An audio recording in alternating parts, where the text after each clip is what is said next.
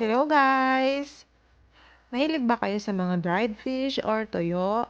Ito po yung mga presyo dito sa Canada. Dito yan sa Asian Grocery Store.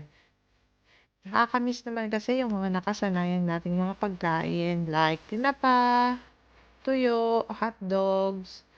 Kaya paminsan-minsan ay bibili pa rin tayo.